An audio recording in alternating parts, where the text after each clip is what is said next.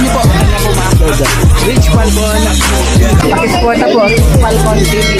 Subscribe po natin, Kuya Rich Falcon. Rich Falcon TV, napakasipag po. And maasahan po talaga. One call away din po. Kalingap partner. Okay.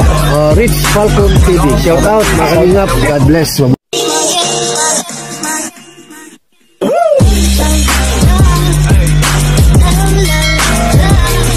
Ayan, isang mapagpalang araw po sa ating lahat mga kalingap. At for today's video ay papunta na naman tayo kay Kuya Ruel. At tuloy naman po tayo ulit sa ating mga ginagawa dito.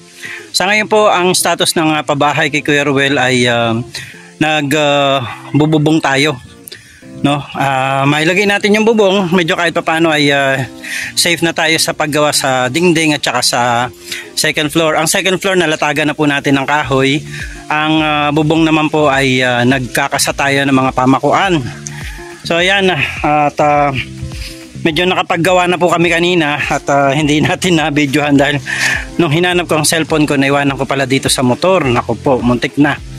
Buti na lang at wala pong masyado nagagawi dito. Ayan, so samahan po ninyo kami. Grabe ng pawis ko. Nabilad na kami ng husto sa araw. Ayan, at ma-surprise kayo sa kung sino ang kasama ko ngayong araw na to sa paggawa sa bahay ni Kuya Ruel. Actually, yung kasama ko nung nakaraan na si Bong ay meron po silang okasyon sa kanilang bahay sa Manila, sa Antipolo. Kaya nung linggo ay napilitan na rin po siyang umuwi.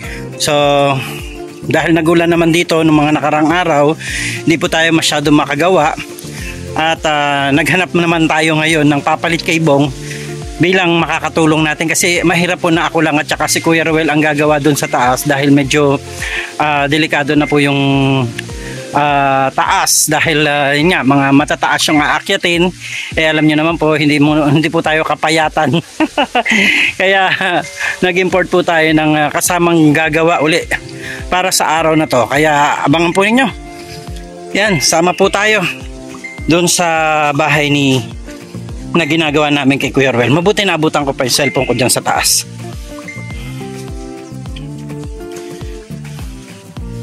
Ayan, sana po ay mabubungan natin ngayong araw na to, no? Hopefully makapagbubong tayo. Kasi nga po ay nag-uulan. Si Kuya Ruel ay gustong lumipat ng bahay. Dahil kawawa naman po yung kanilang tinitirhan ngayon talaga, at nagbumagsak na po yung tinitirhan nila Kuya Ruel. Yung kalahati niyan bumagsak na. Yan po yung bahay ni Kuya Ruel. Oh, puro tukod na at saka talagang hindi na masyado mapagkatiwalaan ang mga kahoy dahil bulok na. Yan, may mga materialis pa tayo dito.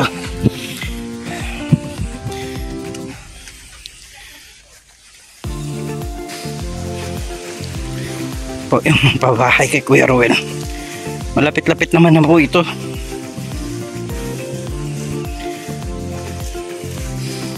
Sa mga nag-aantay, antay lang po tayo. Konting tiis pa. Pasasaan ba at matatapos din natin ito.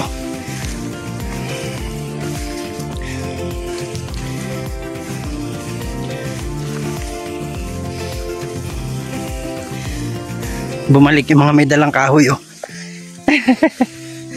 Umikot.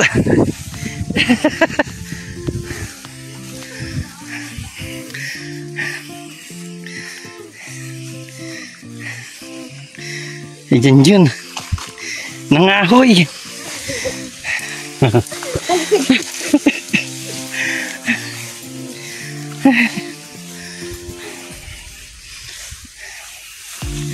So yun na po yung bahay na ginagawa natin. May taas na po at may pamakuan na ng bubong.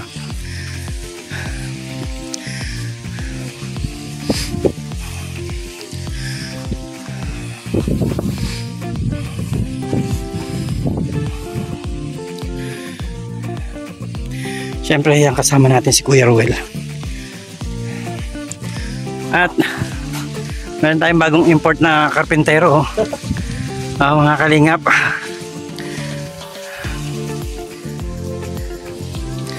Kilala niyo po ba yan? O pamilyar kayo?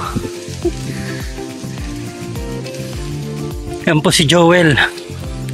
Yung dati natin nakasama sa pagbuo ng bahay ni Ate Nora at ng mga ilang pinabubungan natin. At syempre yung bakod ni Lena Barbose.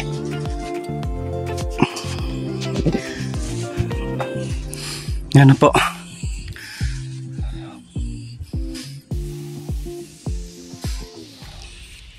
Yan si Kuya Ruel, busy dito sa baba. Nagliligpit. Ayan po yung pamakuan ng ano, ng second floor. Nakakasa na po yan. Yung isasahig na lang po ang kulang dyan. Nakapagsubok na kami ng konting dingding. Ayan na po, nakaporma na rin yung bintana dyan at saka yung bintana dito. Yan. Pinutol na rin po ni Kuya Ruel yung ibang pandingding natin dito. Yan o. Ayan.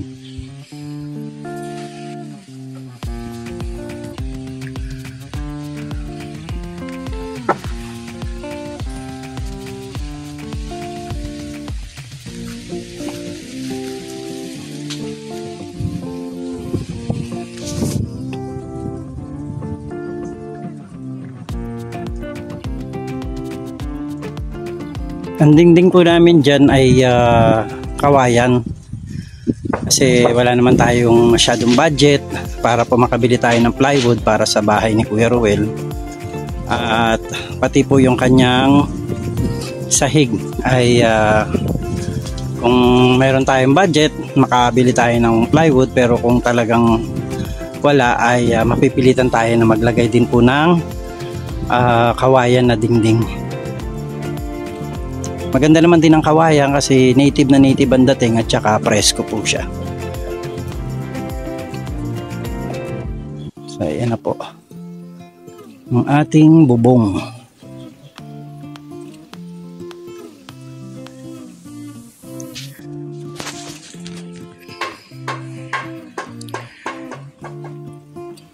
Sabi nga ni Kuya Ruel, pag nailagay daw yung bubong, malipat na siya. Kahit hindi pa tapos, dahil talagang kailangan na nila, lagi sila nababasa doon sa kanilang tinutulugan.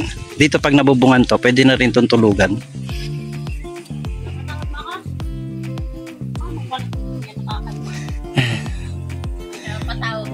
Pinapatawag ka daw? Nagkakain-kain pa man. Pinrank ka. Na prank. Ay, pabili kaya tayo yelo tsaka merienda. Nagtanghalian na kami ni Joel eh. Pagpunta namin dito na kumain na kami. Ano Joel? Galing kami kasi sa kanila, doon kami pinakain ng nanay niya. Alam mo kung anong inulam namin? Langka na ginawang dinuguan. Oo, langka. Langka hinalo sa dinuguan. May konting baboy pa din. May mga laman-laman pa din, tapos meron ding dugo ng baboy. Kaya ayan ang ulam namin kanina. Ayan na po, nakaporma na po yung didingdingan natin dito.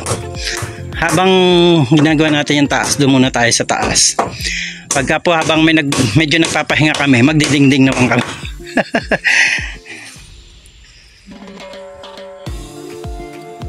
Medyo malaki-laki pa nga po ang gagawin dito, pero alam niyo po si Kuya Ruel, ang gusto niya makalipat na siya.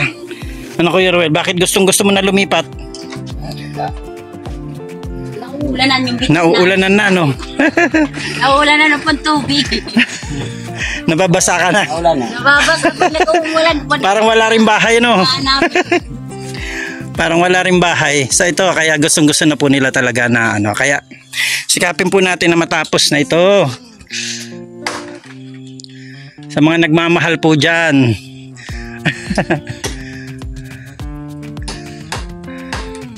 May naulan naman. Pasa naman din kami.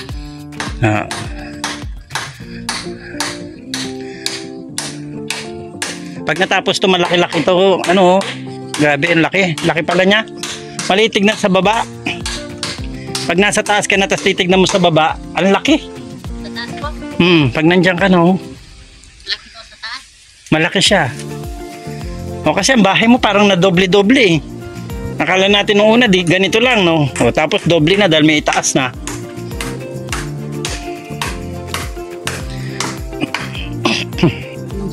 lang gumawa. Mm. Ano? Para po Hindi kakayanin ni Kuya Ruel mag-isa. Oo.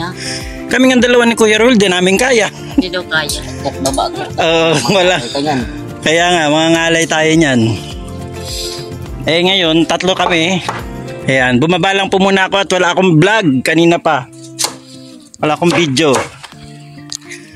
At naikabit naman na namin yung mga pamakuan ng bubong sa taas. Mga parlina at saka trusses. Pero kahoy lang po. Yan lang ginagawa ni Joel ngayon. Naglalagay siya ng brace. Para po tumibay-tibay. Alam naman po ninyo kapag kahoy lang at tinungtong sa bato ay medyo mapapakinabangan na rin po yan. Sabi ko nga kay Kuya Ruel kapag ka naiinip ako, makikitulog ako dito sa kanila. Dito ako sa baba. Oh, syempre, sa baba, masarap sa baba. Ano Kuya Ruel? Ayos. Tatapos din niya, huwag ka mag-alala. Alam ko nag-aalala ka na. Tatapusin natin to. Andyan. Tapos yung paglilinis mo, naabala na, no? Oo, tama. Kasi malaking kawalan yung paglilinis. Tama, kasi hindi po sila makapagtanim dahil si Kuya Ruel lagi kong katulong araw-araw. Yan, si Ate Helen naman naghahanda ng aming pagkain. Oh. Ngayon napakasipag po. At saka ito pa mga kalingap, oh, tignan nyo, dinudurog pa nila ito mga bato na ito. Oh. Ginagawa nilang graba yan, oh. Pakasipag. Ay, ate, may yelo na yan? Wala yan, may yelo. Pwede ba tayong pabiling yelo? Tsaka ano? Toto, yan dyan sa Toto. Soft drinks.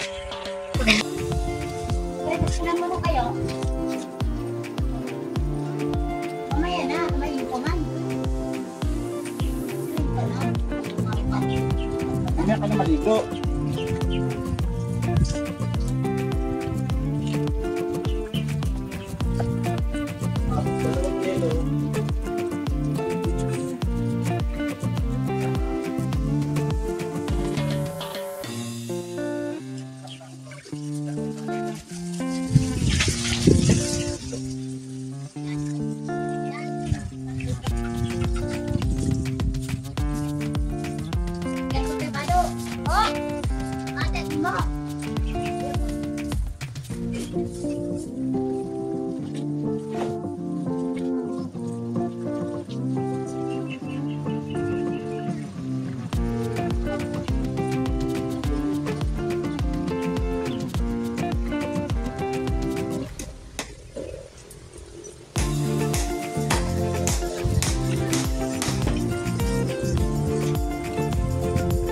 Kailangan natin ito.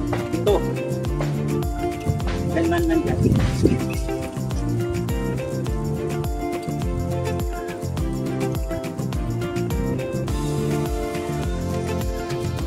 Kaya hindi pa rin mapakuha natin ng bubong. 4. Kano pa yung pambalagbag mo na yan?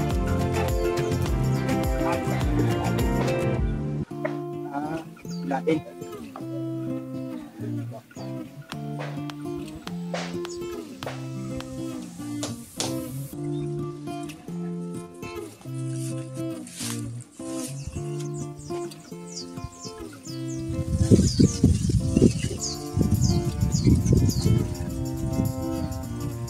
Eh kung iba na lang gamitin mo dyan kasi kailangan natin yan sa bubong.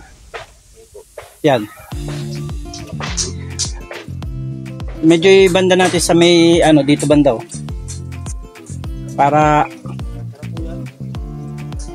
5 lang yan, 4 lang yan. 5, 6.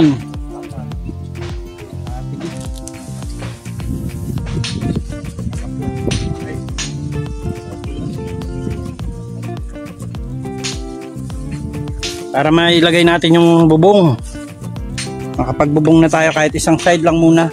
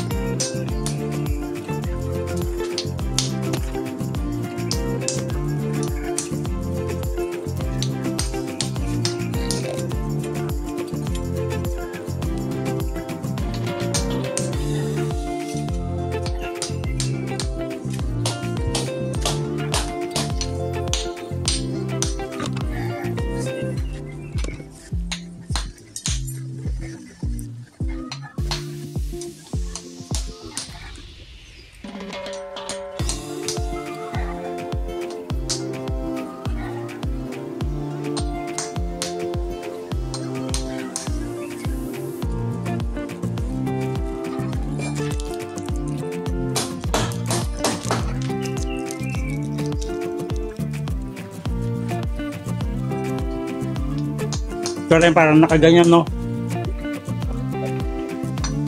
Papunta dito.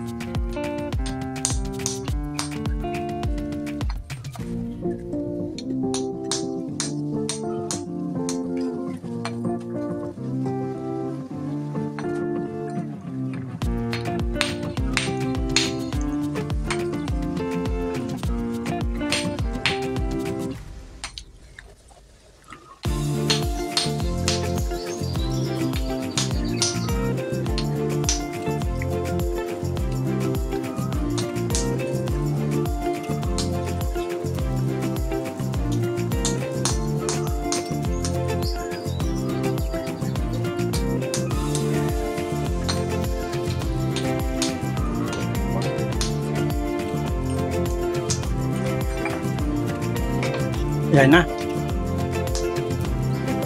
Di ba masyado, no?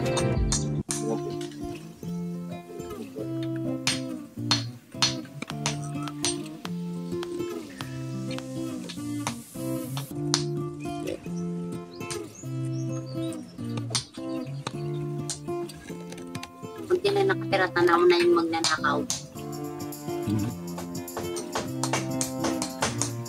Sinimula pa daw kami ng unit ito, hindi daw nakakatikas. Ngayon, ano na? Yun, marami na daw anak. Nakakatikas na siya. Oo. Hindi daw wala yan. Dapat pala, bigyan niya tayo ng buko, no?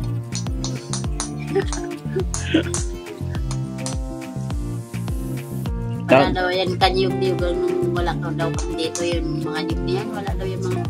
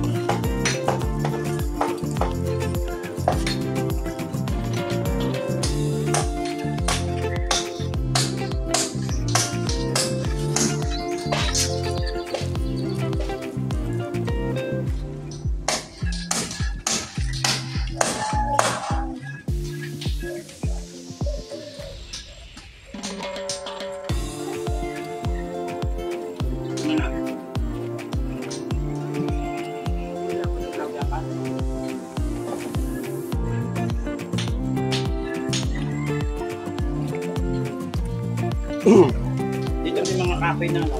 Kanya, tapo dyan mo kaon niya. Hindi masyadong gamitin.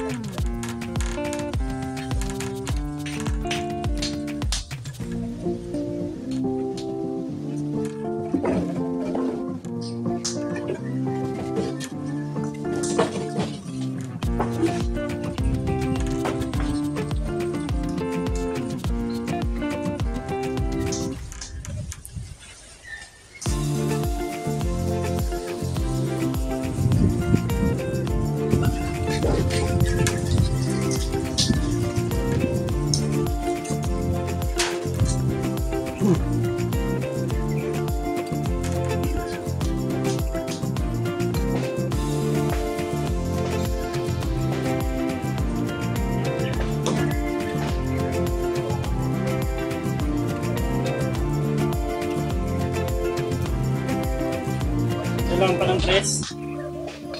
Tres na tapo. Tapos tinaboy na po.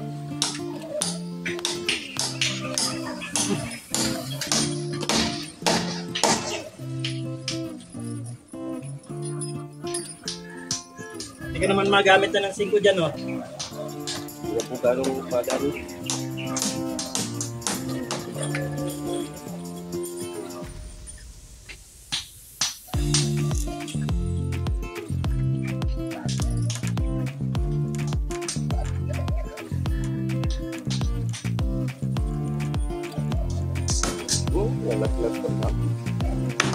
Ate, ano nalaglag?